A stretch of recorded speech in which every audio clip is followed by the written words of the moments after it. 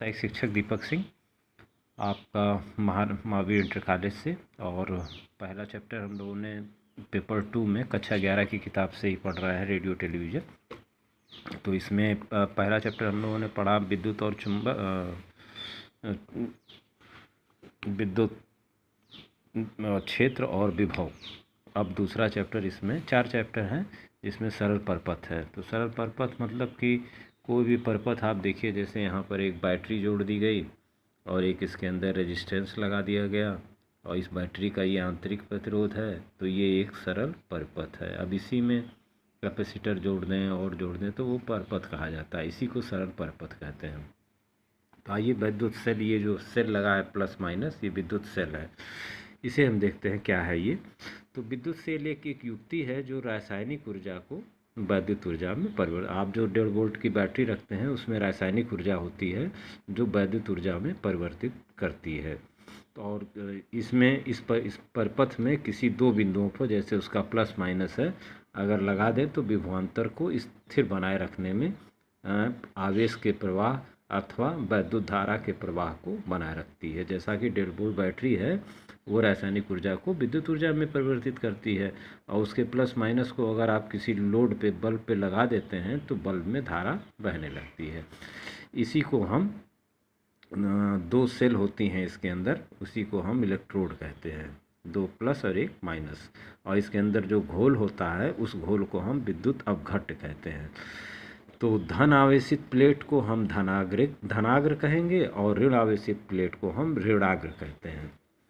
तो इस प्रकार से हम विद्युत सेल रासायनिक ऊर्जा को वैद्युत ऊर्जा में परिवर्तित करती है। उदाहरण 2 तरह के सेल होते हैं, प्राथमिक जिसमें लैक्लांसे सेल, डेनियल सेल, और द्वितीय सेल में आप जो अगर आएंगे तो आपका वही सीसा संचायक सेल, क्षारीय सेल, और प्राथमिक सेल में आपका वो बैटरी 1.5 वोल्ट की शुष्क सेल आता है। आंतरिक प्रतिरोध सेल का क्या होता है कि अगर जब हम किसी सेल को तार से परिपथ से जोड़ते हैं तो धन से प्लेट की ओर से इलेक्ट्रॉन सेल के ऋण प्लेट की ओर बहने लगते हैं और उसमें घोल होता है। तो इस धारा के मार्ग में जो है, यहाँ कुछ परमाणुओं के टक्कर के कारण प्रतिरोध लगता है।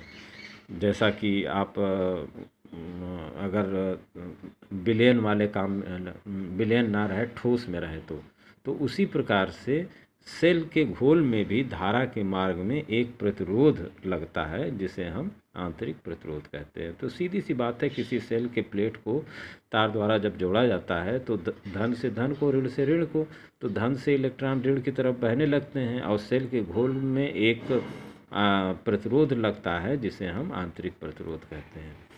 दूसरा, सेल का विद्युत वाहक बल क्या है, तो देखिए यहाँ फार्मूले से E बराबर W/Q। तो एकांक आवेश को सेल के पूरे परपथ में, एकांक आवेश को इस सेल के पूरे परपथ में प्रवाहित करने में किया गया कार्य, W कार्य होता है, जूल कार्य, को हम सेल का विद्युत वाहक बल कहते हैं। इम्पॉर्टेंट, इसका एक बहुत ही इम्पॉर्टेंट और क्वेश्चन है, किरचॉफ का नियम।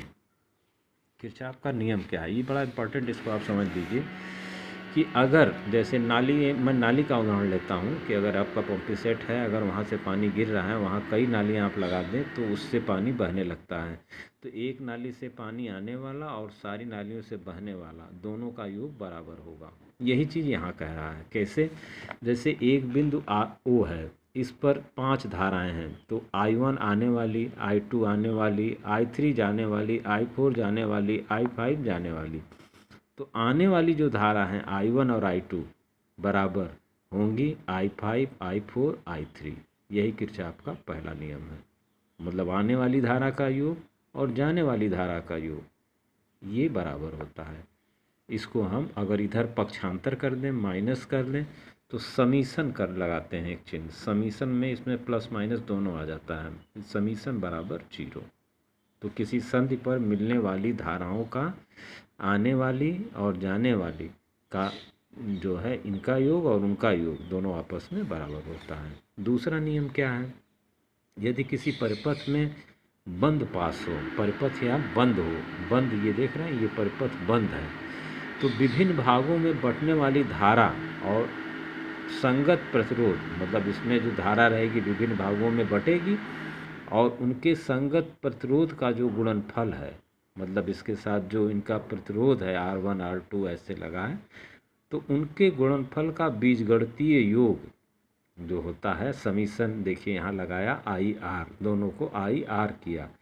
समस्त विद्युत वाहक बल, इस परपथ के समस्त E1 E2 जो भी इसके अंदर दो पथ हैं तो दो विद्युत वाहक बल के समीशन योग के बराबर होता है। इम्पॉर्टेंट सवाल है। दूसरा इम्पॉर्टेंट इसके अंदर है प्रतिरोध का संयोजन करते हैं हम दो तरह से, एक श्रेणी में एक समानांतर में।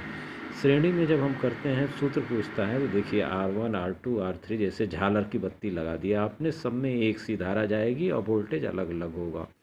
इसका सूत्र अगर इस तीनों की जगह एक प्रतिरोध लगाना है तो R बराबर सूत्र सिद्ध है, R बराबर R1 plus R2 plus R3, तो ये इनके बीच एक तुल्य प्रतिरोध कहा जाएगा R।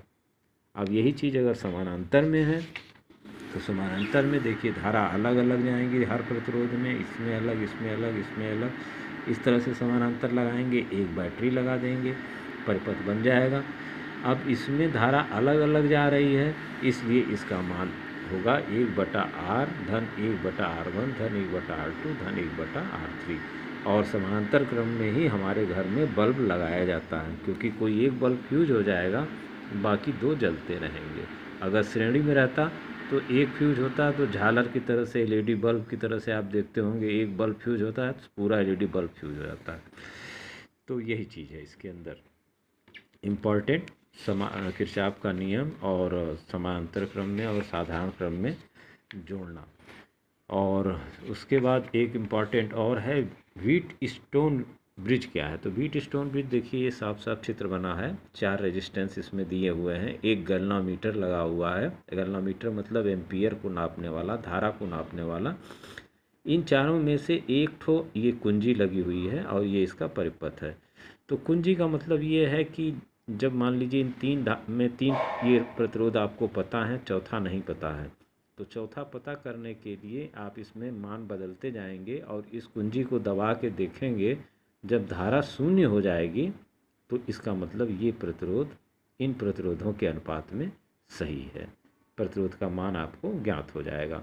इसका सूत्र भी P/Q P/Q R/S, यही फार्मूला है। अगर आपको व्हीट स्टोन में 3 का मान दे दे तो चौथे का मान आप निकाल सकते हैं। यही इसकी क्रिया विधि भी है कि इसी तरह से हम दबा के इसका मान 0 करते हैं और चौथे प्रतिरोध का मान ज्ञात कर लेते हैं। इसके बाद इसके अंदर इम्पॉर्टेंट 10 मिनट के अंदर ही हमें देना है धारा नियंत्रक। ये अक्सर पूछता है धारा नियंत्रक क्या है, तो ये किसी वैद्युत परिपथ में धारा के मान को, ये छड़ है और ये विसर्पक है, चीनी मिट्टी का बेलन है, इसके ऊपर तार चढ़ा हुआ है, तो इसका काम मुख्य रूप से ये है कि विद्युत धारा के मान को कम या अधिक ये ऊपर से खिसकता है। यहाँ अगर कोई चीज़ लगी है तो धारा के मान को कम या ज़्यादा किया जा सकता है। ये चीनी की मिट्टी के ऊपर तार लपटा रहता है, ऊपर से खिसकाया जाता है, फिजिक्स लैब में रखा भी रहता है सबके धारा नियंत्रक, इसको रिहेस्टेट भी कहते हैं अंग्रेजी में। और इम्पोर्टेंट इसके अंदर जो कि आ जाए तो ऐसा कुछ दिख नहीं रहा है, वही किरचॉफ का नियम। आपका सवाल छोटा छोटा कि ये 2 एम्पियर जा रही हैं तो बाकी मान कितना होगा, एक ठो गायब कर देगा इसमें से, जैसे आई गायब कर दिया तो 2 जाने वाली और 2 निकलने वाली, 3 निकलने वाली, जोड़ लीजिए, पक्षांतर कर दीजिए, प्लस माइनस आ जाएगा आपका उत्तर। इसी तरह से किरचॉफ के नियम का इसमें देखिए, ये जा रही है, ये जा रही है, ये जा रही है, 3 एक धारा है, यहाँ से ये बढ़ रही है तो तीनों को जोड़ दीजिएगा तो ये आई हो जाएगी। ये आई आगे बढ़ी तो आधा इसमें से निकल गया 1 एम्पियर, तो बचा तो इसमें से निकल गया। ये आगे बढ़ा तो इसमें से 7 इधर निकल गया, बचा तो इसमें निकला। इस तरह से सवाल आपसे पूछ सकता है। और प्रतिरोध में आपका जो सीरीज और समानांतर में आपको जोड़ने के लिए दिया है तो प्रतिरोध आपको दे सकता है छोटा छोटा। जैसे ये देखिए 2 सीरीज में प्रतिरोध ये समानांतर में लगे हैं तो 1/8 धन 1/8 हो जाएंगे, ये दोनों जुड़ के जितना आएंगे वो इसके साथ सीरीज में हो जाएंगे।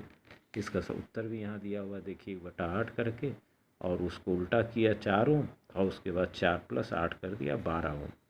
इस तरह के सवाल आपको पूछे जाएंगे। ये इस तरह से भी सवाल पूछे जाएंगे, मैं इसके पेज में आपको दे देता हूँ। और बाकी छोटे छोटे सवाल में हैं